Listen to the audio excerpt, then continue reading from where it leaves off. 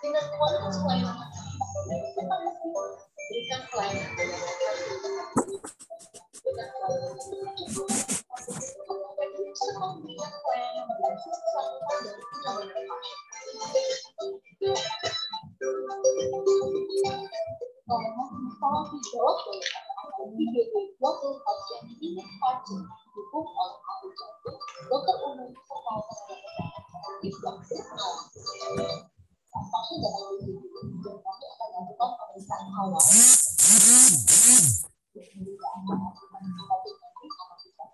tingkahnya adalah tingkat responsif yang memungkinkan dalam melakukan penunjang mereka untuk fasilitas penunjang yang lengkap seperti obat-obatan sertifikasi fisik.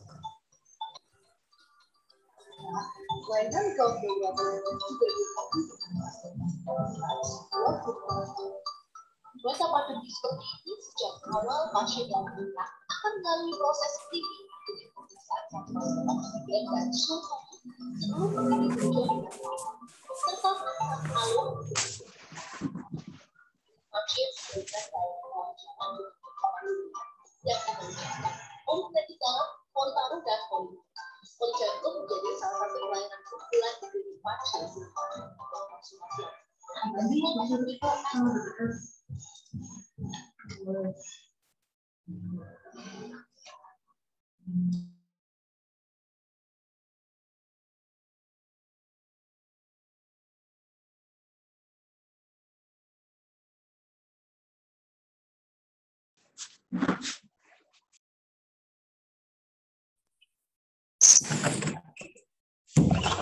Terima kasih. Selamat datang kepada Profesor, Dokter, dan juga rekan-rekan yang saya hormati. Terima kasih sudah bergabung dalam PACE Education Series, yaitu Cardiology Learning Series yang dibawakan oleh beberapa narasumber yang handal dan terpercaya dari klinik kami, Klinik Pakisaji Cardiovascular Center. Pada sesi kali ini kita akan menyambut untuk moderator kita dalam topik chest pain, when and how to refer. Moderator kita kali ini, mohon izin saya perkenalkan, yaitu Dr. Putri Anissa Kamila, spesialis jantung dan pembuluh darah. Beliau lahir di Jakarta tanggal 5 Maret 1991. Beliau merupakan lulusan dari Brawijaya University, baik untuk saat preklinik maupun menempuh pendidikan dokter spesialis jantungnya di Universitas Brawijaya, dengan beberapa certification, international certification, dan juga national certification, dan juga professional membership yang kita dapat lihat. Kemudian beliau juga saat ini bekerja di Rumah Sakit Umum Brawijaya, dan juga di Klinik Pakisaji Cardiovascular Center. Kepada Putri Anissa Kamila, spesialis jantung dan pembuluh darah, saya persilahkan. Ya, terima kasih kepada pembawa acara. Assalamualaikum warahmatullahi wabarakatuh. Sekali lagi, selamat siang, selamat datang pada hadirin yang terhormat, Profesor dan teman-teman dokter pada acara Cardiology Learning Series yang dipersembahkan oleh Klinik Pakisaji. Perkenalkan, saya Dr. Putri Anissa, SPJP, yang akan menjadi moderator di acara siang kali ini. Pada kesempatan kali ini, kita akan mendengarkan presentasi yang sangat menarik mengenai chest pain, when and how to refer, yang akan disampaikan oleh Profesor Dr. Muhammad Saifur Rahman, SPJP, konsultan. Saya akan membacakan secara ringkas CV dari pembicara kita di acara kali ini. Beliau menyelesaikan pendidikan dokter spesialis jantung di Universitas Indonesia dan melanjutkan pendidikan fellowship dalam bidang interventional cardiology di National Cardiovascular Center Harapan Kita, Universitas Indonesia, Jakarta. Saat ini beliau menjabat sebagai Wakil Dekan 1 Fakultas Kedokteran Universitas Brawijaya dan juga merupakan guru besar atau profesor di bidang kardiologi dan vascular medicine FKUB. Untuk mempersingkat waktu, kami persilakan kepada Profesor Dr. M. Saifur Rahman SPJP Konsultan untuk mempresentasikan materinya. Silakan, Prof. Ya, terima kasih, Putri. Assalamualaikum warahmatullahi wabarakatuh. Waalaikumsalam. Sehat semuanya. Terima kasih Dr. Ana dan dokter-dokter yang lain yang telah hadir acara yang saya pikir ini waktunya kita untuk saling berdiskusi, gitu ya. Mohon saya bisa dibuat bisa untuk sharing ya, belum bisa sharing. Seperti yang kita tahu bahwa sebetulnya jantung ini hal yang sangat simpel, namun memang beberapa hal perlu dipahami tentang bagaimana kita mendeteksinya secara dini supaya tidak terlambat. Jadi yang sering kita promosikan, bagaimana teman-teman sekalian semuanya bersama-sama kita, ayo kita bersama-sama menolong pasien kita on the right time sehingga outcome-nya bagus. Teman-teman sekalian, seperti kita tahu bahwa di Malang ini kematian terbesar itu karena jantung. Dari data dari Depkes itu kita menemui kematian jantung itu besar. Dan secara statistik memang diketahui 74, saya nggak tahu itu dari rumahnya itu berapa, tapi katanya ada yang bilang tua, ada yang bilang mendadak dan seterusnya. Ini menjadi bersama, terutama kita yang di kardiologi pertama memegang semua kalangan dari nakes yang paling bawah, yang perawat bidan di puskesmas maupun yang spesialis. Judul yang saya pilih untuk siang ini adalah chest pain, when and how to recover. Teman-teman sekalian, sebagai selain saya akan berbicara tentang pentingnya anamnesis sebagai cornerstone of diagnosis. Seperti halnya kita tahu bahwa nanti kita akan melihat jantung ini, indahnya ilmu jantung ini bisa dipahami hanya dengan anamnesis sebetulnya. Mainly 80% diagnosis dari jantung itu ketemunya awalnya adalah dari screening diagnosis, dari anamnesis. Kemudian apa saja diferensiasi? Kemudian kita akan berbicara tentang ACS. ACS ini memang yang paling sering kita ditemui di lapangan yang merupakan kasus emergensi, dan ketika ACS atau ketika ada kegawatan, kapan harus di-refer ke yang lebih tinggi, apakah jaga UGD ke dokter spesialis yang rumah sakit setempat atau di rumah sakit yang mempunyai fasilitas yang lebih tinggi. Dan how to refer, bagaimana kita merefer dalam kondisi kegawatan, distabilisasi dulu atau bagaimana. Nah, nanti kita akan berbicara tentang penanganan awalnya. Bapak Ibu sekalian, teman-teman sejawat, ini kita kalau melihat mungkin kita masih mengingat tentang pentingnya pertanyaan OPQRST. Jadi ada onset di situ. Ini adalah mudahnya untuk memahami, mengingat-ingat. Onset adalah nyeri saat dia pertama kali yang paling parah muncul sampai dia ketemu kita di UGD. Ini namanya onset. Nah, ketika onset ini sangat penting. Semakin cepat onsetnya, maka semakin bisa diselamatkan. Demikiannya onset juga menentukan terapi. Kalau onsetnya pada STEMI di bawah kurang 12 jam, kita masih fibrinolytik dengan ada tempatnya di PCI. Tapi kalau dari lebih 12 jam, kita akan pakai heparin, dan kemungkinan kalau prolonged pain juga ke PCI. Jadi inilah onset, dan precisely kita berusaha untuk menemukan kapan onsetnya ini. Meskipun pasien-pasien yang di lapangan kadang-kadang susah untuk menemukan onset, terutama bagi mereka yang berulang. Jadi onsetnya itu dihitung yang paling parah yang membuat dia memutuskan ke rumah sakit karena parahnya itu. Kemudian precipitating factors, ini favorit saya.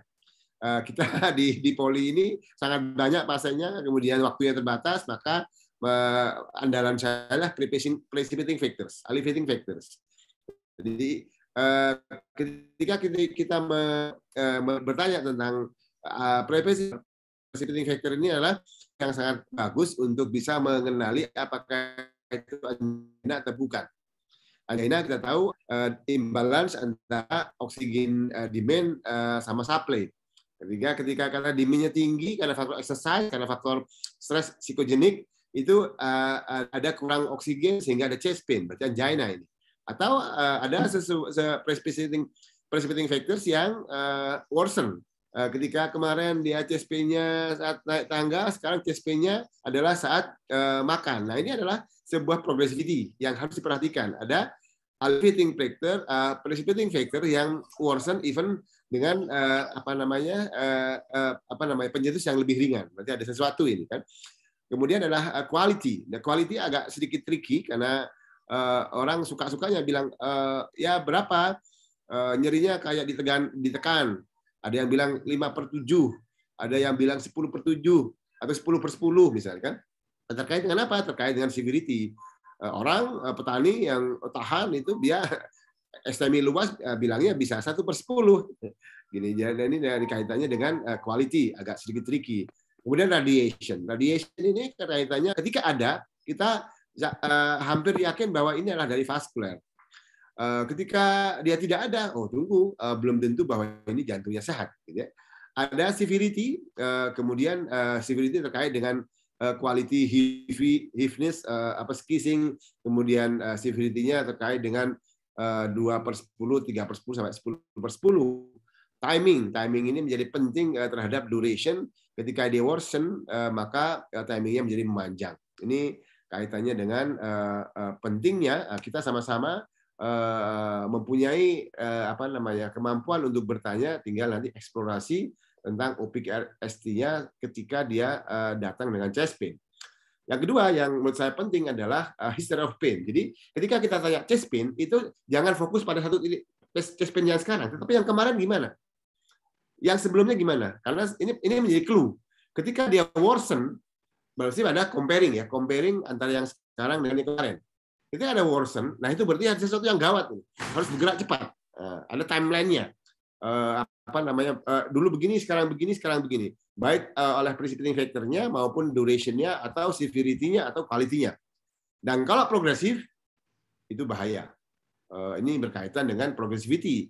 Progressivity itu dipicu oleh hal yang lebih rendah seperti yang disebutkan tadi, atau berlangsung lebih lama, atau lebih sering, berkaitan dengan chest pain-nya. Ini yang menjadi penting adalah progressivity, kuncinya di progressivity. Kalau progresif, hati-hati adalah sesuatu yang baru. Itu plaque rupture misalnya, ini baru ini.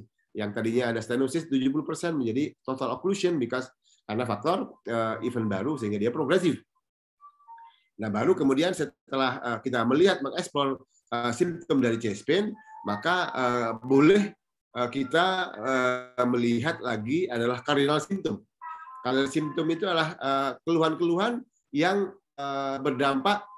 terdampak oleh fungsi jantung, misalnya dyspnea, karena faktor congestion dari pembuluh darah paru sehingga dia terjadi dyspnea karena jantungnya masalah, atau sinkopi karena low output sehingga dia ada perfusi yang kurang dengan otaknya. Ini kan fungsi jantung ini, mengukurnya begitu. Palpitation berhubungan dengan irama. Kalau misalnya palpitation kemudian chest pain, kemudian sinkop. Nah, ini jangan-jangan sinkopnya sinkop kardiak karena VT, misalnya gitu ya. Atau ada edema, edema kadang-kadang sensitif, kadang-kadang enggak. Kalau dia sudah gagal di jantung kanan, mungkin juga akan membantu bahwa dia ada edema. Teman-teman sekalian, ada yang memang enggak khas, tapi favorit buat kita. Kalau ada itu, kayaknya kita heboh-heboh sendiri gitu. Oh, ini ada vomit, oh ini nausea, oh ini cold sweating. Nah, sebetulnya padahal itu ada vagal atau sympathetic tone yang meningkat ketika dia prolonged pain. Setiap orang yang prolonged pain ini akan begini, atau tidak nyamanan itu tidak harus pain ya. Kalau kita berdebat mau ujian begitu juga bisa nausea, cold sweating yang berlama-lama ya. Ini kan tidak khas tapi bisa membantu. Tapi jangan misleading. Kemudian past history and medicine. Kadang-kadang kita paham ini pasien jantung sebelumnya ya. Minum obat apa? Sidokat, aspirin. Oh, jangan-jangan memang sudah CAD. Oh, atau memang sudah pernah pasang ring. Pasang ring chest pain. Nah, hati-hati. exclude dulu sampai kemudian benar-benar tidak, maka dipulangkan. Tapi kalau chest pain pada orang pemasang yang dipasang ring, hati-hati, exclude dulu sebelum dipulangkan. Nah, ini jadi ada kaitannya dengan history sangat penting. Ada compliant, ada adherent dari drugs. Kemudian kadang, Bapak nyeri dada, iya. Kira nyeri dada 3 hari, iya. Apakah tidak minum obat? Iya. Kapan 3 hari? Nah, pas artinya dia tidak minum obat dengan nyerinya muncul, nah itu mungkin karena withdrawal dari drugnya. Gitu kan? Ini salah berkaitan dengan hal-hal yang tricky tapi bisa disiasati ketika kita bisa mempunyai cara untuk mengeksplor apakah satu sama lain data ini bisa dihubungkan apa enggak, gitu kan? Risk factor. Nah, ini pada satu kondisi di mana kita bingung, ini chest pain-nya kardiak atau non kardiak sih? Kita datang kepada risk factor, kalau diabetes, wah ini saya jadi heboh. Ibu punya diabetes, maka saya harus lebih pay attention untuk chest pain-nya ini. Karena kadang-kadang memang angina ekivalen. Apalagi kemudian dari smoker. Apalagi ada family history. Jadi family history 1 sama smoker, saya akan menjadi heboh untuk melihat orang ini jangan-jangan CAD gitu kan. Jadi ada family history plus diabetes, diabetes, kemudian family history plus merokok atau family history plus hipertensi, ini akan meningkatkan likelihood untuk bahwa chest pain-nya karena jantung. Ya memang tidak semua dia setiap chest pain akan jantung, tapi dari karakternya kita akan melihat apakah ini kali ini jantung atau bukan, related symptom apa enggak. Jadi seperti yang saya sebutkan, percayalah. Percaya pada saya bahwa selama ini saya juga di klinik tipe C di rumah sakit tipe A sama. Jadi caranya sama, yaitu dengan diagnosis, dengan anamnesis, kira-kira itu sudah ketahuan ini 85% ke arah mana gitu kan. Jadi learning curve-nya juga bisa menjadi pembelajaran bahwa kita punya algoritma sendiri dalam pola pikir kita bertanya, sehingga nanti kita ada direction kapan kita curiga bahwa ini adalah chest pain yang life threatening. Teman-teman sekalian, sebelum kita berbicara dengan ACS, saya buka dulu tentang differential diagnosis. Ya, tentunya chest pain itu di dada. Dada itu isinya bukan hanya jantung, ya, bukan hanya jantung, tapi non kardiak. Jadi ketika ada chest pain, pisahkan dulu ini likelihood-nya ke kardiak apa non kardiak. Ketika kardiak itu iskemik apa non iskemik. Ketika iskemik kita tahu ada imbalance antara oksigen demand dan supply yang terjadi pada aortic stenosis. Aortic stenosis itu adalah gangguan aliran ke pembuluh darah koroner di tingkat katup karena katupnya sempit atau regurgitasi. Kalau aortic stenosis itu mirip angina pectoris stabil. Dia tidak pernah progresif. Tidak progresif kecuali IE, kemudian ada inflammation, endokarditis, kemudian ada progresif. Tapi kalau enggak, ini ya APS. Jadi beda sama ACS, angina pectoris stabil. Selanjutnya adalah aortic regurgitation. Regurgitation itu justru adalah chest pain at rest. Ini ada beberapa yang sangat khas lagi, chest pain at rest. Kemudian yang kedua yang tidak kalah pentingnya adalah hypertrophic cardiomyopathy. Ini persis dengan aortic stenosis. Cuma tingkatnya di bawahnya, subvalvular. Ada sumbatan di septalnya sehingga ketika takikardi dia akan menghambat pengeluaran darah ke LVUT, left ventricular outflow tract, sehingga hanya ketika takikardi sakit dadanya. Persis ACS, persis angina pectoris stabil. Ketika istirahat, ketika nadinya diturunkan itu hilang chest pain-nya, anginanya. Kemudian angina pada hipertension ini orang datang dengan tensi 220, 120, turunkan aja tensinya dulu. Ketika hilang sama sekali, berarti angina pada hypertension. Kemudian pulmonary hypertension kadang-kadang chest pain tapi sangat lebih dominan kepada seseknya. Kemudian yang non iskemik, yang jantung adalah dissection, aortic dissection. Itu gawat, tetapi non iskemik. Jadi dia sama sekali tidak ada hubungan dengan oksigen demand dan supply. Karena ada robekan intima di situ. Nanti kita akan jelaskan. Kemudian adalah emboli. Pulmonary emboli itu adalah oklusi pulmonary artery, apakah di main pulmonary artery, apakah di cabangnya, karena trombus. Kemudian ada perikarditis. Ini juga chest pain tapi kardiak tapi non iskemik. Karena ada kaitannya dengan sakit dada ketika bergerak atau berbaring dan seterusnya. Ada mitral valve prolapse pada perempuan yang dewasa muda yang masih head, yang jarang sekali ACS, jarang sekali CAD, tapi biasanya kalau ada mitral valve prolapse konfirmasi dengan echo itu bisa menyebabkan chest pain. Dan ini non iskemik, dia tidak ada hubungannya dengan activity, dia tidak ada hubungannya dengan demand jantung yang tinggi. Kemudian yang di jantung juga yang dikhawatirkan mirip-mirip jantung itu adalah gastrointestinal, yang non kardiak. Jadi ada reflux atau spasm atau ulcer. Kemudian ada musculoskeletal pain, ya kalau misalnya kita sakitnya ketika bergerak, ketika tarik nafas, bisa karena kulit, bisa karena tulang, bisa karena muskuloskeletal. Ini yang hal-hal yang memang perlu dipikirkan karena jantung sama-sama ada di situ. Kemudian ada differential diagnosis dari paru berupa pneumotorak, pneumonia dengan pleural involvement, pleurisi, psikogenik, dan anxiety.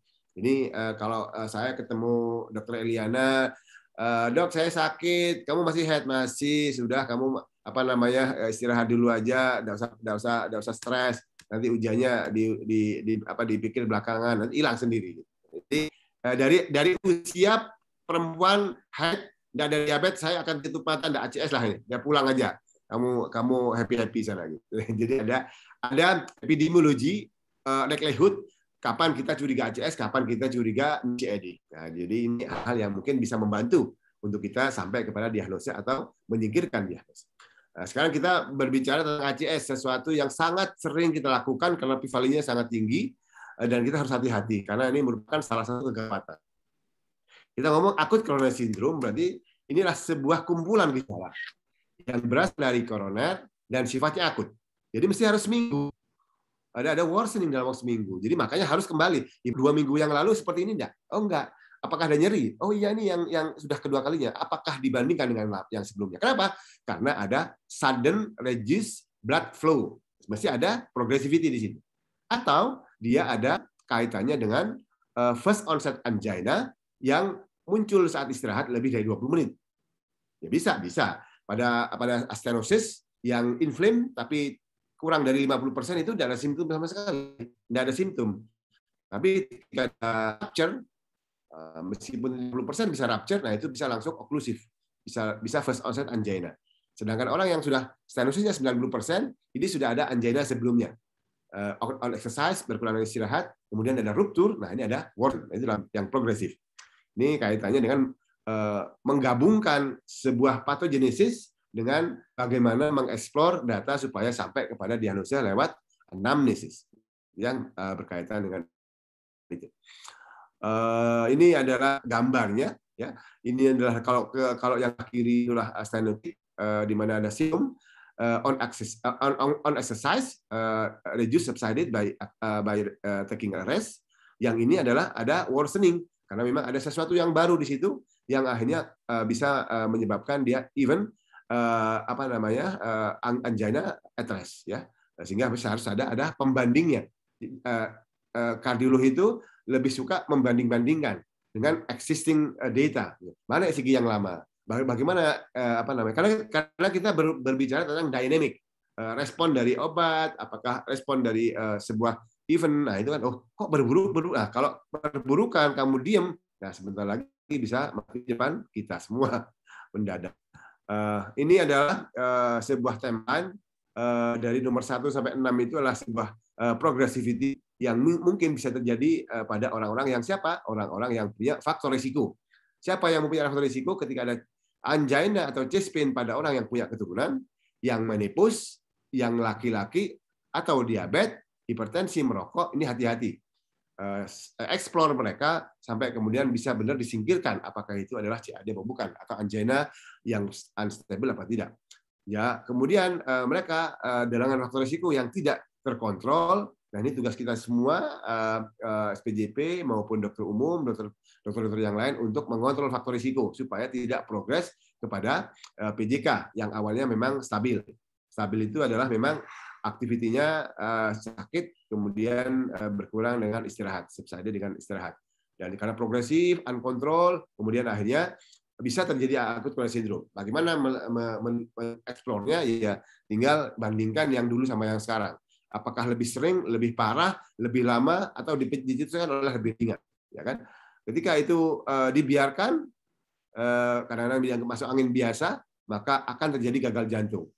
Akan ada sebagian atau sebagian kecil, sebagian besar dari otot jantung yang tidak mempunyai aliran darah, sehingga akan mengurangi fungsi jantungnya, sehingga dia akan cepat capek karena low output, atau shock, atau pingsan karena low output, atau bengkak kakinya gagal jantung kanan, atau sesak nafas karena gagal jantung kiri.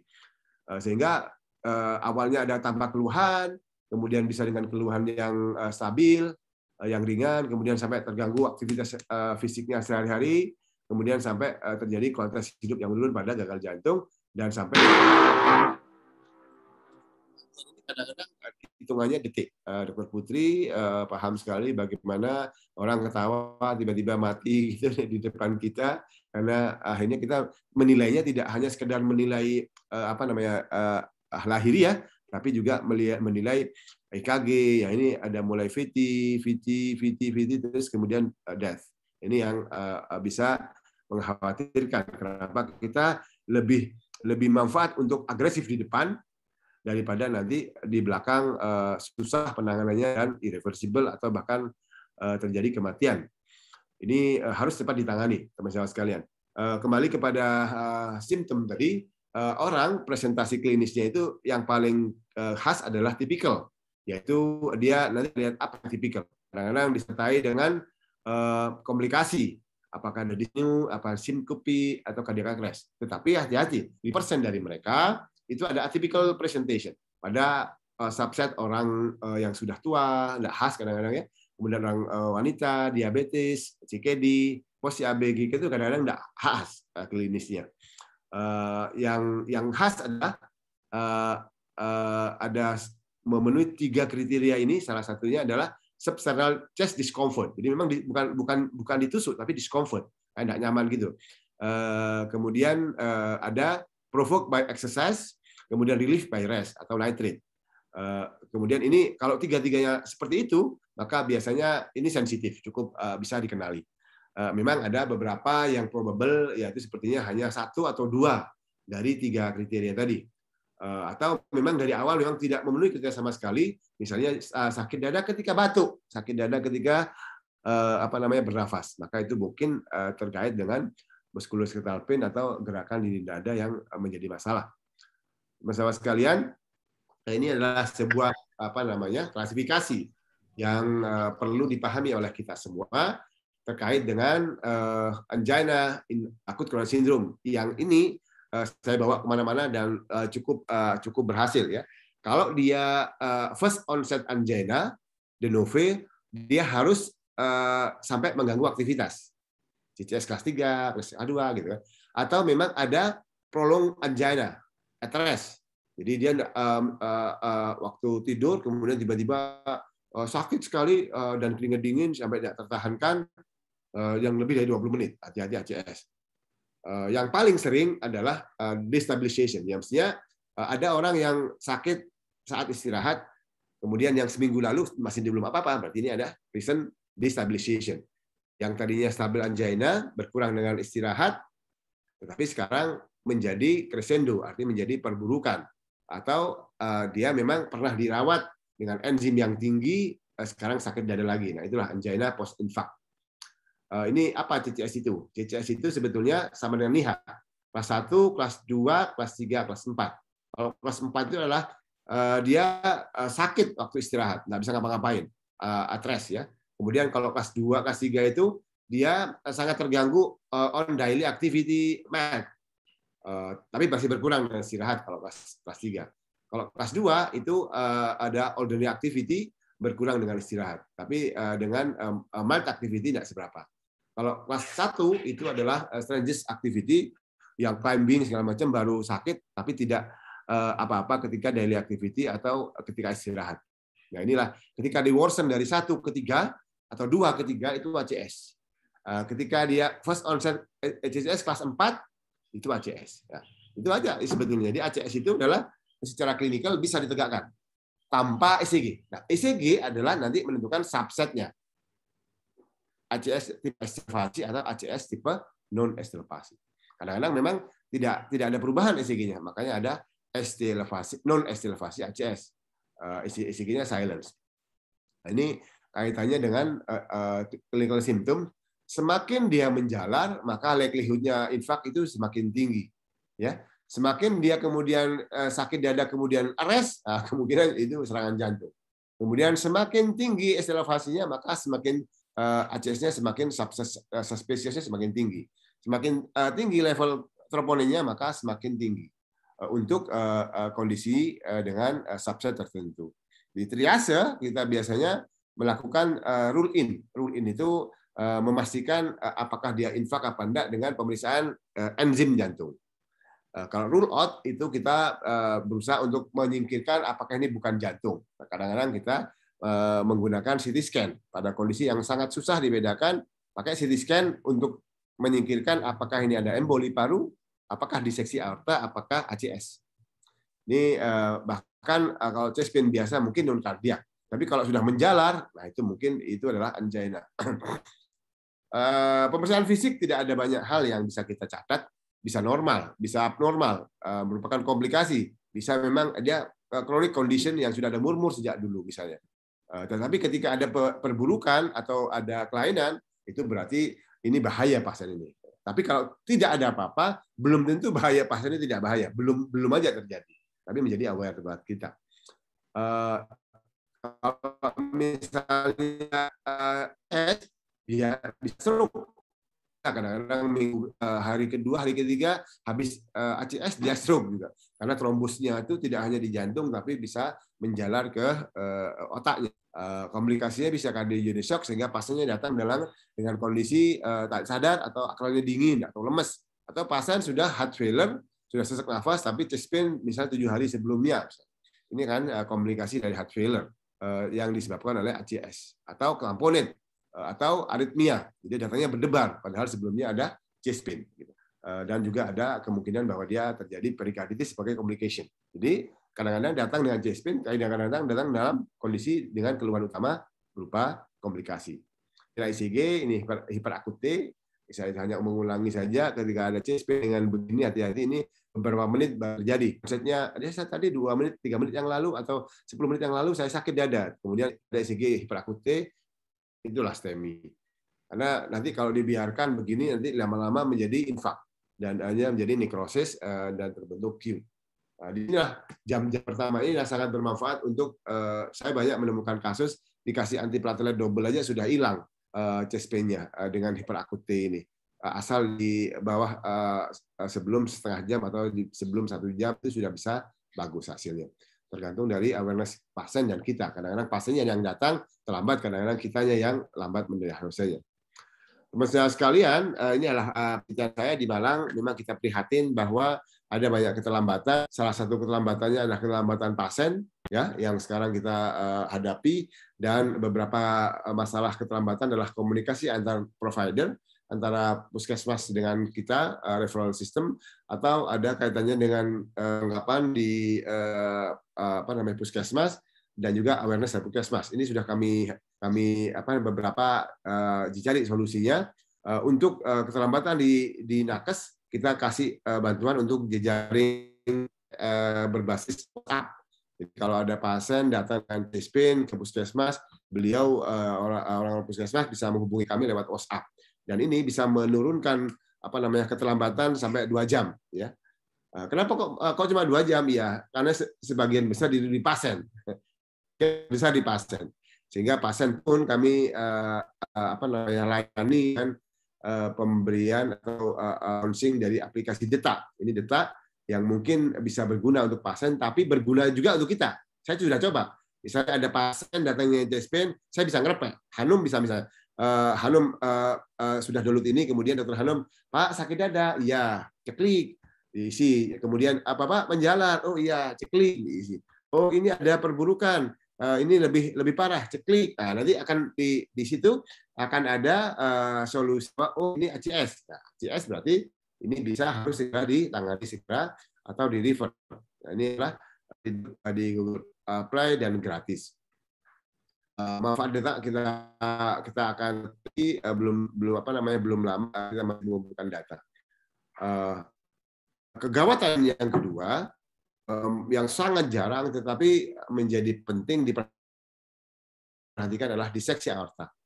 Juga chest pain, tapi bukannya. chest pain-nya abrupt pain. Kadang-kadang tidak ada chest pain sebelumnya, atau angina pada hipertensi. Saya riwayat hipertensi, Dok. Ketika tensi saya 200, saya sakit dada. Nah, sekarang ini sakit tidak hilang-hilang. Nah, itu berarti mungkin bisa jadi ada tearing. Yang khas adalah ada penjalaran dari depan ke belakang. Kalau robekannya itu di aortic descendant, itu menjalarnya pertama dari sharp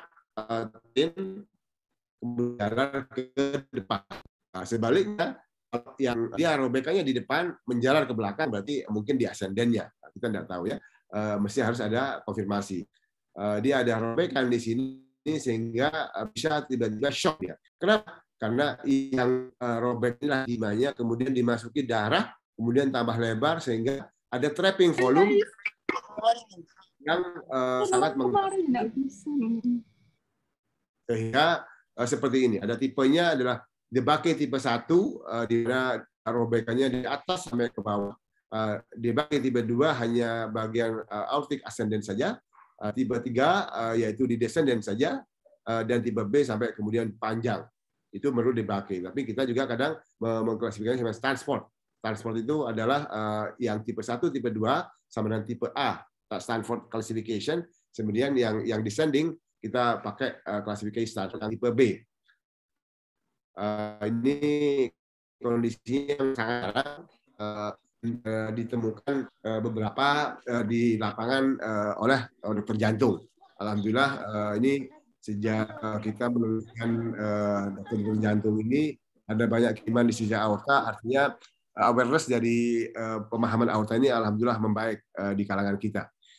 Ini di sisi aorta itu biasanya dia mempunyai severe chest pain, kemudian revert to the back, steering, steering sensation. Kadang-kadang justru juga radiate next to the back. Biasanya kalau komplikasinya ke abdominal juga kayak abdominal pain, bahkan sampai shock sehingga terjadi loss of consciousness atau sort of breathing, kita terjadi aortic regurgitation atau tamponade pada diseksi yang bocor sampai ke ke aorta bagian ascendant. Kadang-kadang justru ini bahaya juga dan meninggal ya. Pulsasinya itu kalau dia berbeda kiri kanannya, bagi pada mereka yang kena diseksi dan menutupi aliran darah ke lengan kiri misalnya, maka lengan kirinya menjadi lebih lemah pulsasinya. Bahkan kalau misalnya ada komplikasi sampai ke kaki akan leg pain, dan ada paralisis dan seterusnya. Ini terkait dengan seberapa luas kerusakannya. Kemudian yang terakhir yang merupakan chest pain yang kegawatan, yang saat ini yang sedikit saya bahas adalah emboli paru. Emboli paru itu adalah memang ada sumbatan di pembuluh darah paru, pembuluh darahnya. Bisa di perifer, bisa di main arteri pulmonar. Kalau di main pasti dia shock, sesak nafas, desaturasi dan seterusnya. Kalau di perifer kemungkinan desaturasinya sedikit, kemudian ada krilang, jadi ada sesek-sesek tapi elangnya tidak apa-apa karena yang terbuncu adalah pembuluh darahnya, bukan parenkimnya. Sehingga memang biasanya ada riwayat DVT, misalnya kemarin bengkak sebelah kaki, yang sebelah kanan sekarang sesak nafas atau sakit dada. Hati-hati adalah emboli paru. Terkait dengan lepasnya trombus dari vena yang di bawah biasanya ke pembuluh darah paru. Pembuluh darah paru yang tersumbat itu akan bisa hipoksik dan akhirnya memang sesak nafas. Jadi komponennya lebih banyak sesak nafasnya dan sudden ya. Kemudian dengan exercise akan berburukan. Ada chest pain. Saya menemukan di sini kesamaannya ada chest pain. Chest pain itu kalau yang gawat itu ACS, pulmonary emboli sama aortic dissection. Ya, dia akan seperti halnya serangan jantung ya. Dia ada bedanya kalau ACS itulah heaviness, kalau ini sharp pain. Kemudian terutama ketika tarik nafas panjang, dia kelihatannya ada sakit dada. Ini yang menjadi kadang-kadang dipercaya dengan batuk, tapi tidak khas. Ya, misalnya sekalian, kapan kita harus merefer? Ketika ada progressivity ACS, suspicious ACS kita kirim. tentunya bisa nanti dilakukan pemberian stabilisasi dulu. Kemudian ketika ada kecurigaan diseksi aorta, chest pain yang sangat, kemudian dia ada perbedaan lengan kiri, lengan kanan yang yang berbeda, yang menandakan adanya aortic dissection atau emboli paru, di mana dia ada sesak nafas dengan clear lung, tidak ada ronki, tidak ada wheezing, tapi sesak sekali. Dan kalau misalnya curiga ACS atau curiga CAD tapi tidak membaik dengan nitrat atau PPI yang gastritis, maka dengan kondisi yang tidak stabil, orangnya susah, pasien shock, hati-hati, ini adalah jantung yang perlu di-refer ke spesialis. Shock, kemudian kesadaran yang menurun, akut heart failure dengan ronki lebih dari 2/3 lapangan paru, atau ada VT, VF, atau ada aritmia maligna yang sulit terkendali sehingga mengganggu hemodinamik seperti halnya shock dan heart failure. Bagaimana kalau merivernya? Merivernya sebetulnya intinya stabilkan dulu. Kalau sudah stabil, kita akan monitor, kemudian berikan obat sakit. Kalau bisa, kalau belum jelas apakah di ACS bukan, jangan kasih NSAID. Kasihlah golongan nitrat atau golongan morfin, petidin, misalnya kan, yang non SAID, sehingga tidak menambah bekuan darahnya kalau seandainya dia ACS.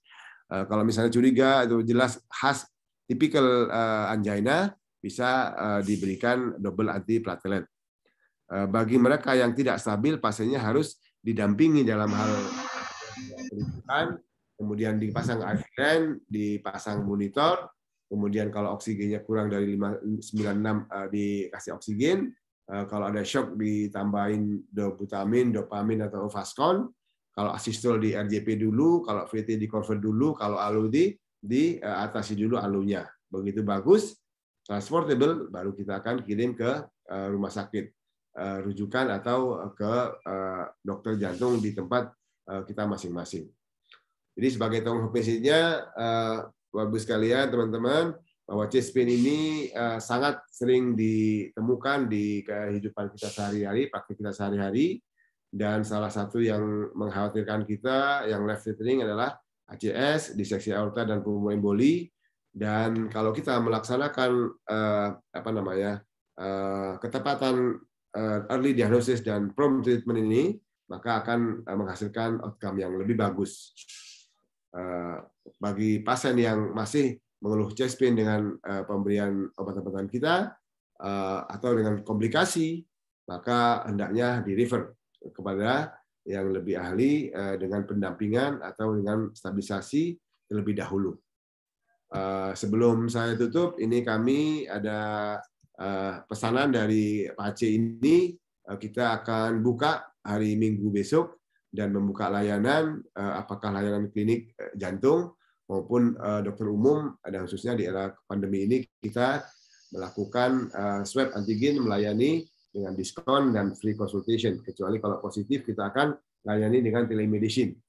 Ini kita punya USG jantung, kita punya torak foto, dan ada konsultasi via telemedicine ketika mendampingi isoman. Mungkin begitu dari saya, Dr. Putri. Terima kasih atas perhatian teman-teman saya sekalian. Assalamualaikum warahmatullahi wabarakatuh. Waalaikumsalam warahmatullahi wabarakatuh. Terima kasih banyak Prof. Saifur untuk presentasinya. Sangat menarik dan informatif sekali ya, khususnya untuk teman-teman dokter umum yang mungkin berpraktik di rumah sakit ataupun di puskesmas atau klinik sebagai GP. Mungkin kita akan memasuki langsung ke sesi diskusi. Bisa nanti teman-teman yang ingin bertanya bisa melalui fitur chat ataupun raise hand, nanti akan kami invite untuk bertanya. Mungkin dari peserta yang kini sudah hadir ya, bisa ada yang mau bertanya, monggo saya persilahkan.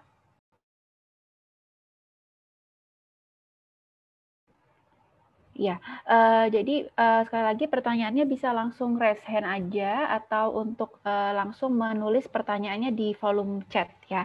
Nah, jadi sambil menunggu ini mungkin masih oke. Nah, ini ada pertanyaan nih melalui fitur chat kita di bawah. Ada yang menanyakan Prof untuk pertanyaannya. Sebentar saya buka. Nah, jadi pertanyaannya, Prof, seperti ini. Apakah pemberian oksigen itu wajib diberikan pada pasien-pasien dengan angina, Prof? Jadi apakah pasien chestman semuanya harus kita berikan oksigen, itu bagaimana, Prof? Baik. Ini pertanyaan yang menarik sekali, yang sering menjadi dilema di lapangan. Oksigen ini diperlukan ketika dia kurang di dalam darah, ya. Kita tahu bahwa yang terjadi pada ACS itu bukan kurang oksigen, tetapi oksigennya tidak nyampe ke otot jantung. Jadi ada oklusi di sini. Oksigennya cukup sebetulnya di dalam darah, cukup sehingga terjadi occlusion dan bagus. Kadang-kadang saturasinya bagus. Dulu guideline dulu mengatakan bahwa ini oksigen harus, tetapi yang terbaru itu oksigen diberikan ketika saturasi kurang dari 95%. Artinya di dalam darah itu ada kekurangan oksigen. Kenapa kekurangan oksigen? Ya karena ada heart failure, biasanya akut heart failure. Ketika dia di awalnya memang dia terjadi oklusi, kemudian di pembuluh darahnya terjadi imbalans, kemudian ada hipoksik di sini, kemudian ada gangguan pompa. Gangguan pompa yang akhirnya menjadikan tekanan paru di kapiler itu meningkat. Ketika meningkat, maka terjadi perpindahan cairan dari kapiler paru ke alveolus.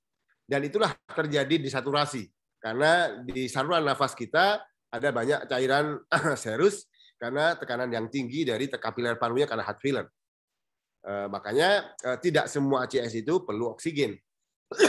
Kecuali ACS dengan komplikasi. Atau memang dia ada pneumonia infeksi sistemik, kemudian memicu plak rupture dan ada infak, jadi desaturasinya karena iskemik.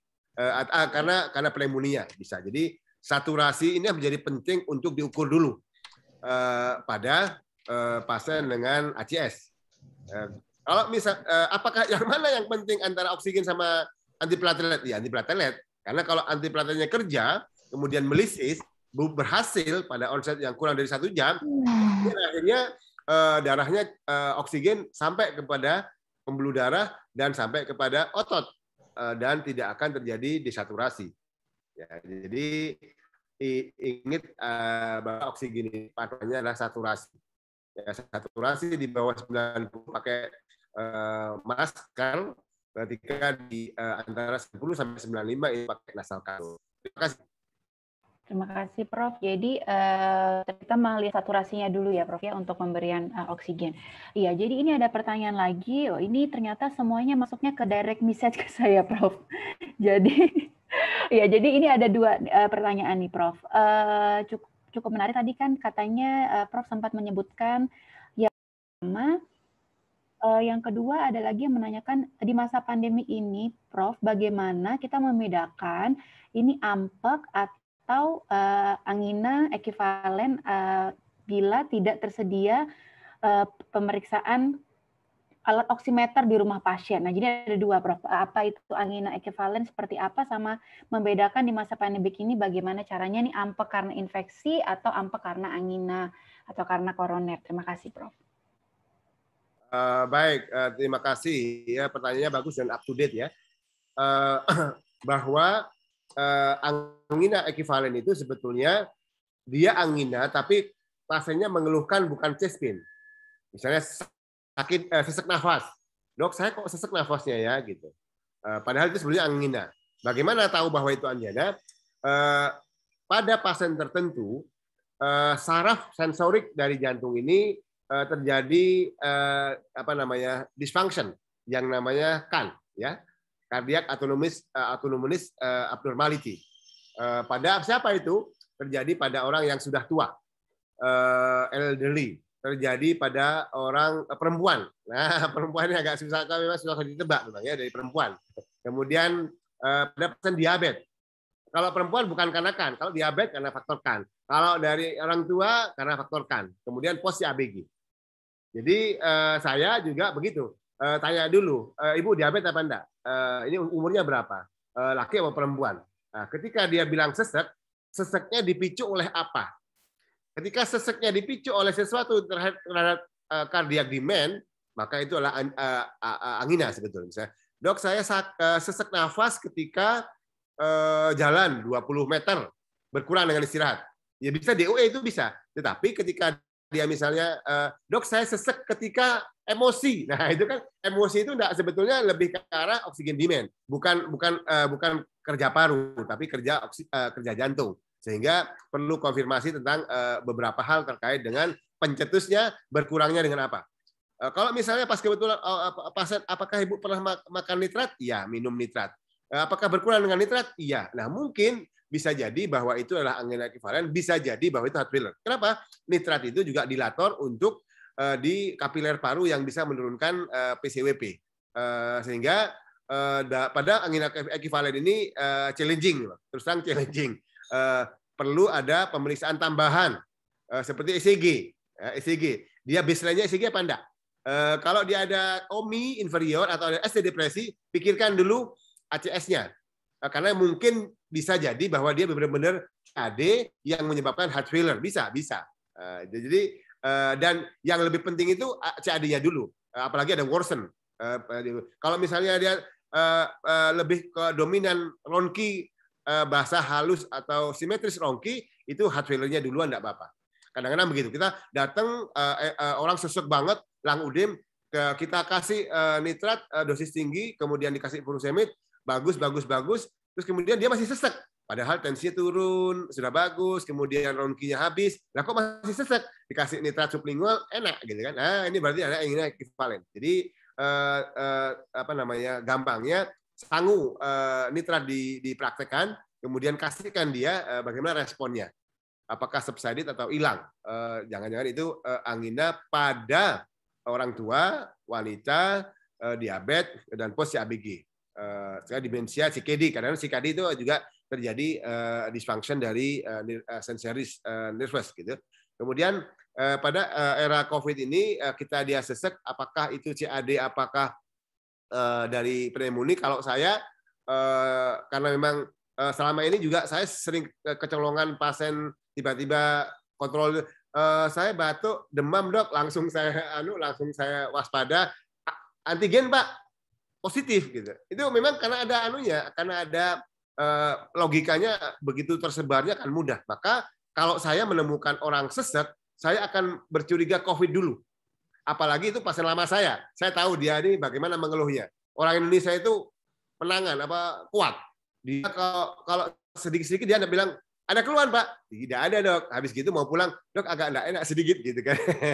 Tapi kalau dia bilang, dok ini agak enggak enak, itu berarti nemen nih misalnya. Saya sudah begitu biasanya. Jadi hanya saya perhatikan dulu. Kalau misalnya itu sesek, fokus kepada COVID dulu, enggak apa-apa.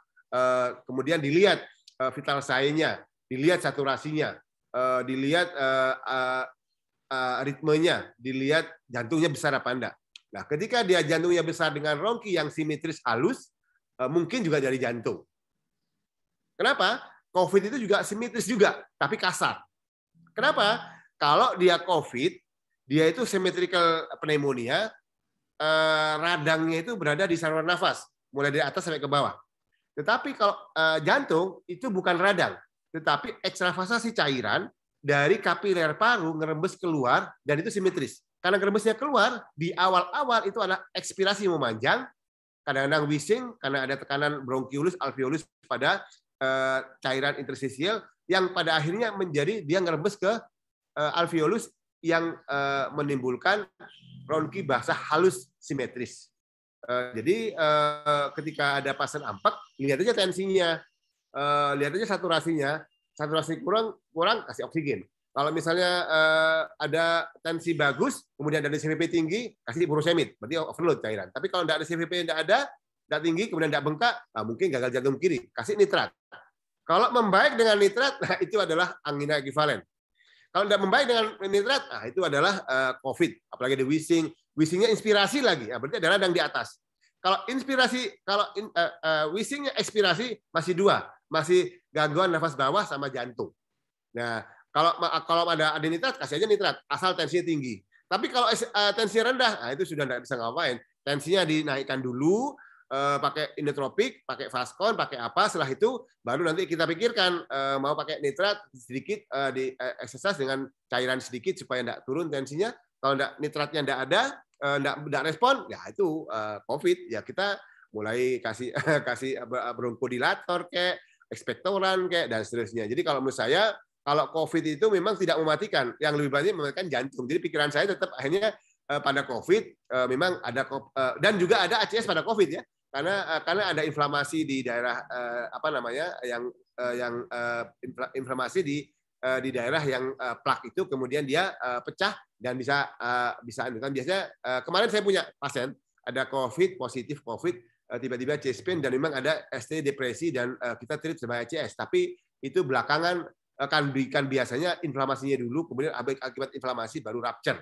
Dan ini jarang.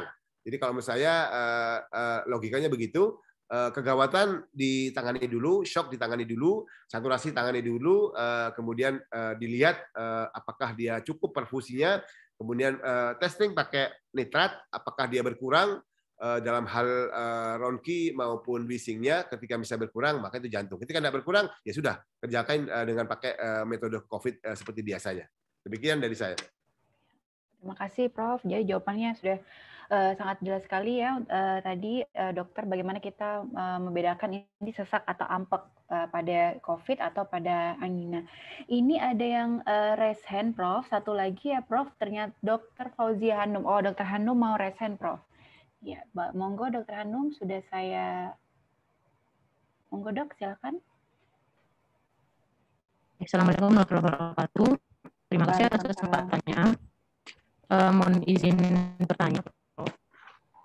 Tadi Prof menyebutkan salah satu terapi awal untuk pada ACS itu tidak disarankan menggunakan analgetik, Prof, karena bisa memperparah. Kemudian bagaimana apabila kita masih mendiagnosis pasien ini antara ACS dengan pasien dengan riwayat polilitiasis? Apakah bila dengan nitrat belum membaik, kita boleh memberikan ACS dengan catatan ECG-nya normal? Terima kasih.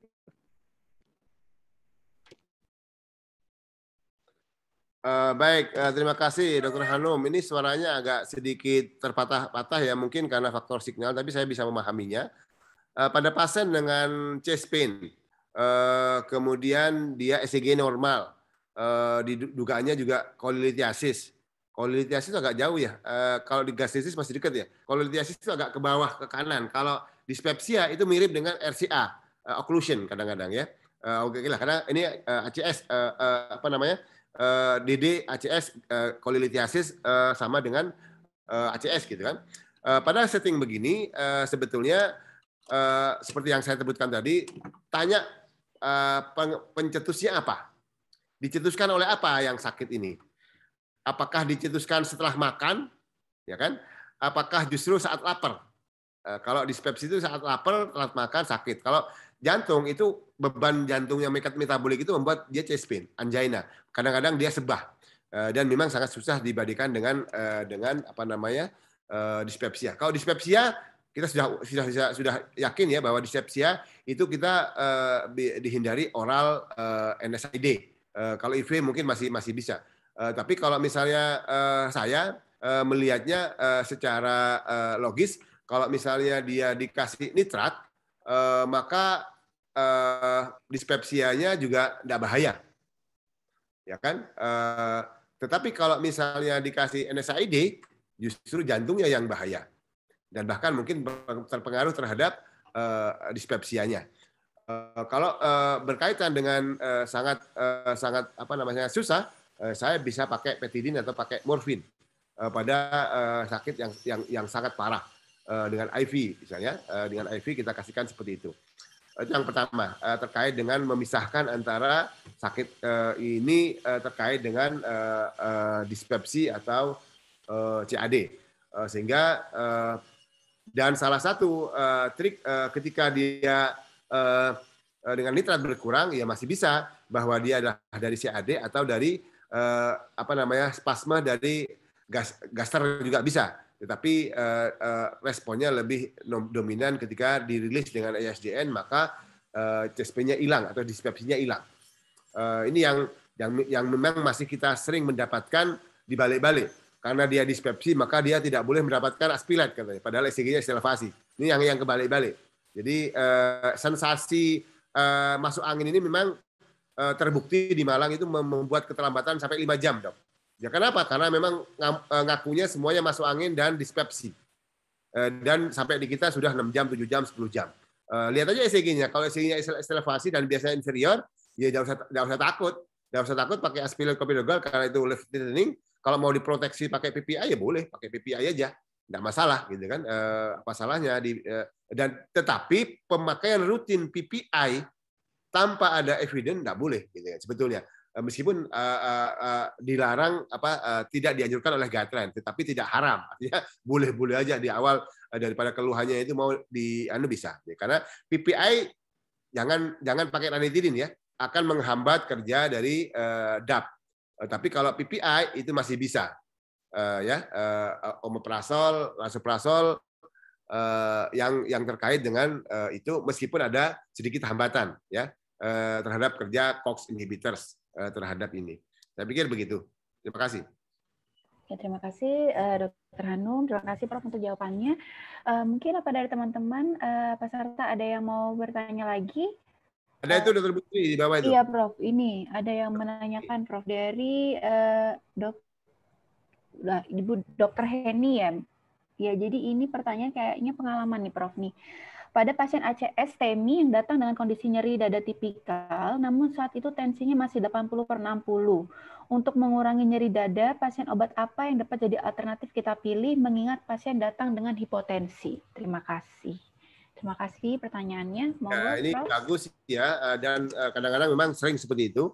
Jadi yang pertama pasien dengan shock itu kasih cairan ya, kasih cairan, pasang infus, dan infus ini boleh di challenge, dilihat responnya. Kalau misalnya takut langudem ya di challenge saja, challenge 250, 300 itu dilihat. Ketika nadinya turun, kemudian tensinya naik, berarti memang cukup volumenya. Karena definisi shock kardiogenik itu adalah perfusi yang kurang bagus dengan tensi di bawah 90 dengan volume yang cukup. Jadi volumenya dicukupin dulu. Nah, ketika volume cukup tidak respon, kita kasih kalau STEMI begini dobutamin, kemudian dinaikin, kemudian dobutamin tidak respon dengan adequate volume yang sudah cukup, double pakai Vascon sebagai vasoconstrictor perifer. Kalau sudah butuh Vascon meskipun dia 0,1, berarti dia sudah ada vasodilatasi di perifer. Berarti ada atau bisa mulai ada inflamasi sistemik, apakah viral, apakah itu bisa terjadi gitu kan. Tetapi di utamanya adalah tetap cairan, kemudian kita loading cairan berapa berat badannya, kemudian kita challenge, kemudian respon apa enggak dalam waktu 30 menit, 15 menit di loading, kemudian ada respon tapi tidak memuaskan, kasih dobu sampai dengan MAP 70. Bahkan kemudian bisa dalam waktu, dia harus cepat ya memang, ketika tiap 5 menit bisa diaptiterasi, kemudian dosis maksimal belum, bisa dipakai Vascon, ketika sudah MAP sudah cukup, nah itu masukkan di situ golongan vasodilator atau golongan morfin.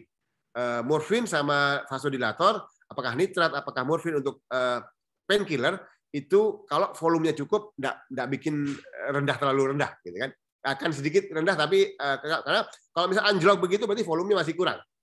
Jangan takut langudem kasih furosemide aja, tapi ada volume yang cukup. Kecukupannya itu lihat respon nadi aja. Nadi kalau sudah tambah naik, tambah turun berarti benar. Tapi kalau sudah saat tertentu nadi tambah naik, nah ini mulai langudem ini. Hati-hati, jangan digerojok. Ditungguin. Nah, itu Putri tahu. Ya, semuanya tidak salah. Mau dikasih cairan, mau dikasih dobu, mau dikasih Vascon, urutannya begitu. Asal jangan ditinggal, karena asesmen kita di depan itu tidak pernah salah. Tapi setelah ada respon baru ada respon berikutnya. Ini kok kelebihan, kurangin dan seterusnya. Jadi saya paham ini adalah sebetulnya ketika ada shock dan ACS yang ditangani dulu shocknya. Ketika ACS dan henti jantung, yang ditangani henti jantungnya dulu. Karena kita mendahulukan sistemik. Memang jantungnya terpengaruh, tapi sistemik kita pada ACS begini, chest pain, mau pakai painkiller maupun pakai nitrat, nitrat maupun kaitannya dengan morfin, apetidin, kalau shock juga nggak berani kita kan. Jadi kita kasih backup volume, kemudian dilihat dilihat tensinya sampai MAP di atas 70, kasihkan untuk terkait dengan vasodilator.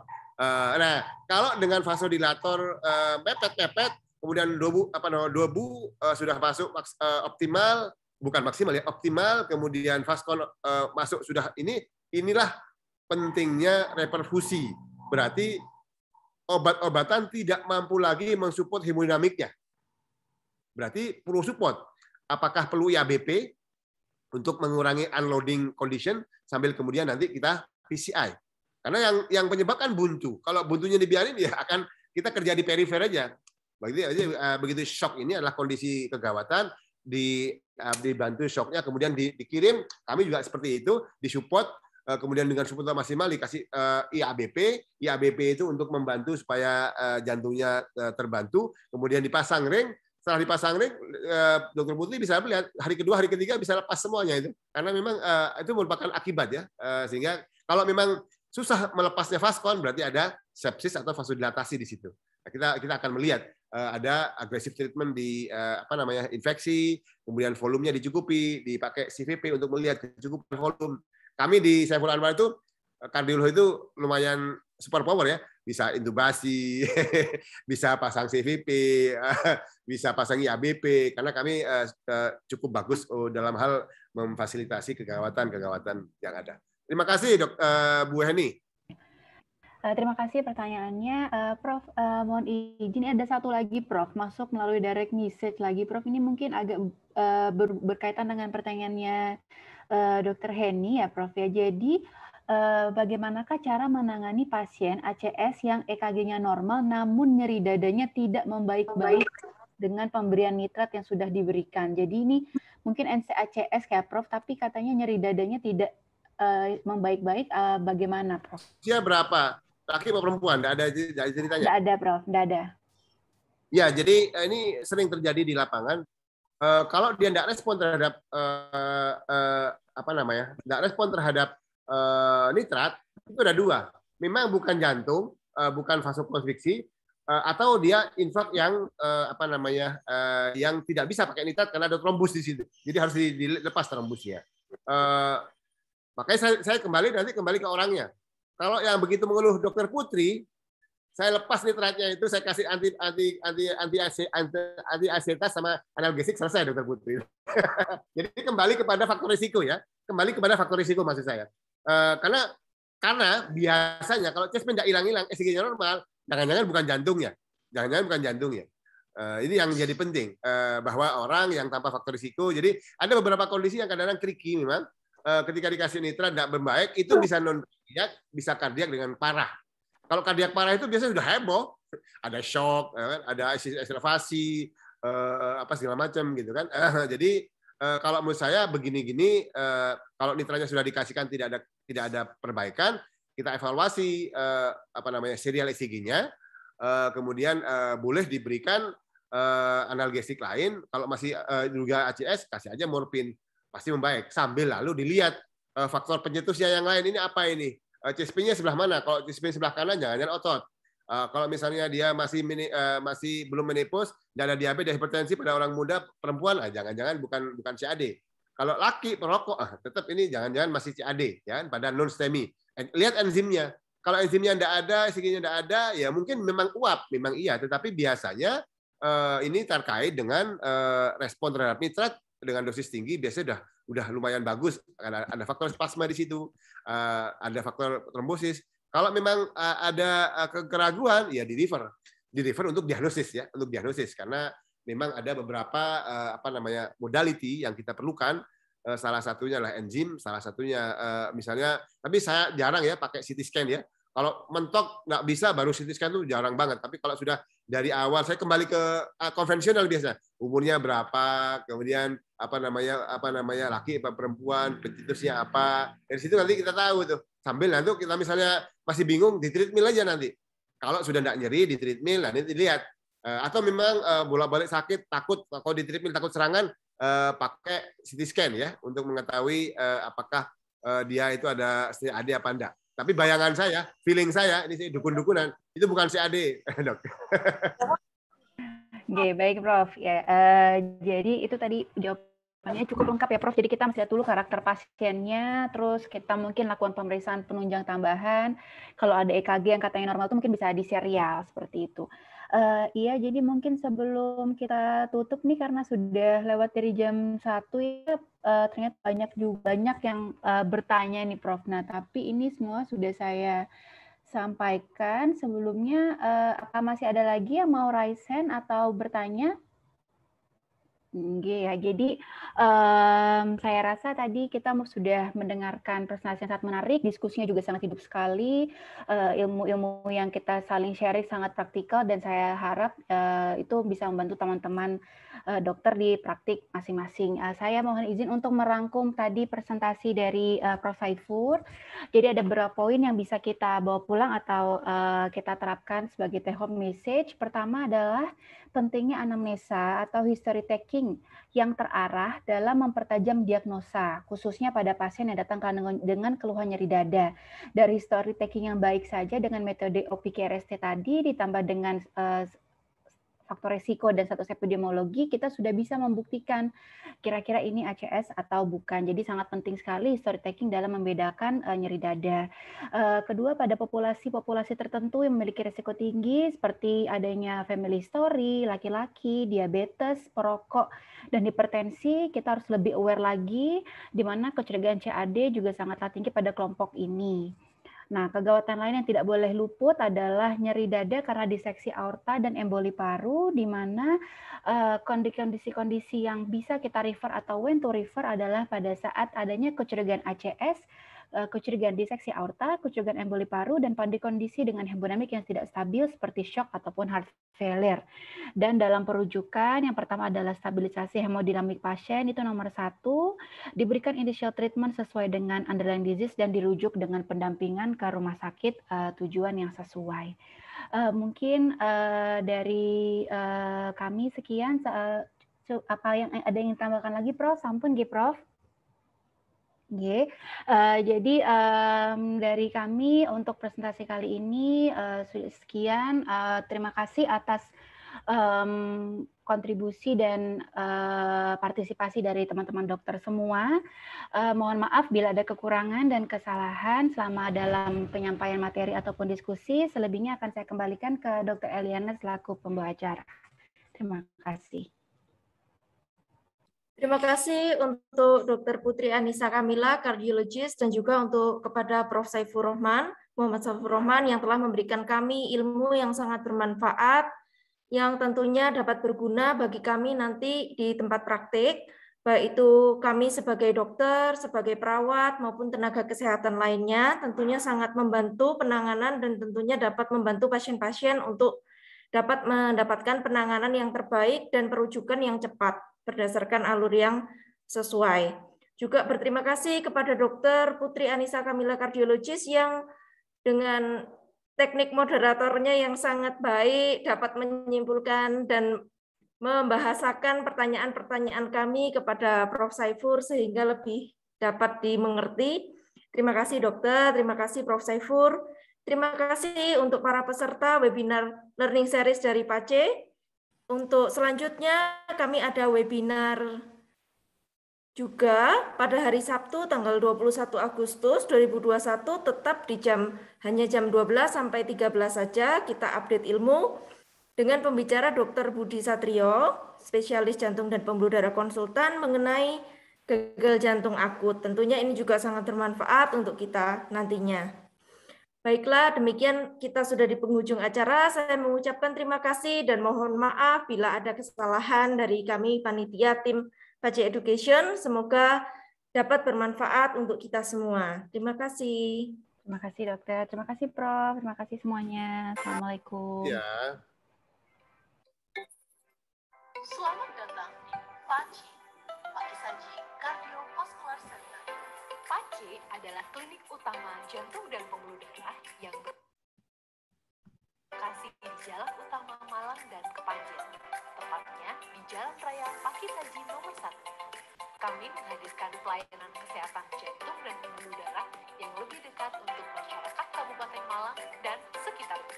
Kami memiliki visi menjadi klinik jantung pilihan masyarakat dengan kualitas pelayanan terbaik, serta misi memberikan pelayanan berdasarkan keilmuan terkini, memberikan pelayanan dengan cepat, tepat, dan cost efektif, serta memberikan pelayanan berbasis keselamatan dan kenyamanan pasien. Layanan instalasi gawat darurat atau IGD 24 jam klinik PACI didukung oleh ahli jantung, dokter umum, serta tenaga kesehatan terlatih yang berpengalaman. Saat pasien datang ke klinik, kami akan melakukan pemeriksaan awal serta penapisan apakah pasien ada kecurigaan para infeksi COVID-19 atau tidak. Tim kami adalah tim yang sigap, responsif, dan siaga setiap saat dalam menangani kondisi gawat darurat dengan fasilitas penunjang yang lengkap seperti obat-obatan life saving dan infusion. Tak lupa, layanan gawat darurat ini juga dilengkapi dengan fasilitas ambulans 24 jam. Di masa pandemi seperti ini, sejak awal pasien yang datang akan melalui proses screening dengan pemeriksaan saturasi oksigen dan suhu tubuh sebelum menuju meja pendaftaran, serta pemeriksaan alur untuk menjamin keamanan pasien. Klinik PACI menghadirkan pelayanan rawat jalan dengan beberapa pilihan, yakni poli jantung, poli penyakit dalam, poli paru, dan poli umum. Poli jantung menjadi salah satu pelayanan unggulan di klinik PACI, dilengkapi dengan ruang konsultasi yang nyaman dan ruang pemeriksaan penunjang ekokardiografi atau USG jantung dan USG pembuluh darah yang siap melayani pasien. Klinik PACI berkomitmen menyediakan layanan terintegrasi berupa telekonsultasi dan layanan pendampingan bagi pasien COVID-19 gejala ringan dengan faktor resiko jantung dan komorbid lain dalam menjalani isolasi mandiri di rumah. Layanan radiologi merupakan salah satu layanan unggulan kami untuk menunjang diagnosis pasien pada kasus-kasus kegawat daruratan maupun infeksi seperti COVID-19.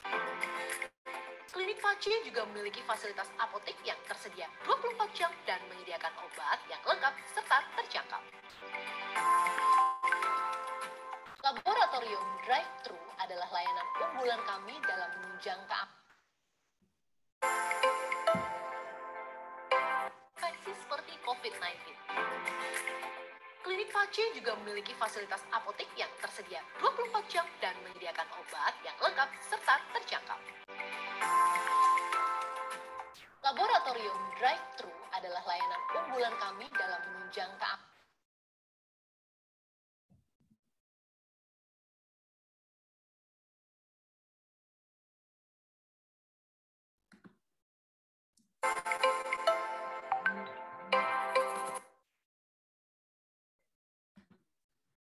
Ya, terima kasih. Saya izin pamit ya. Terima kasih. Terima kasih, Prof. Terima kasih, Prof. Assalamualaikum. Terima kasih, Dr. Eliana, tim PACI. Terima kasih banyak. Terima kasih, Dok.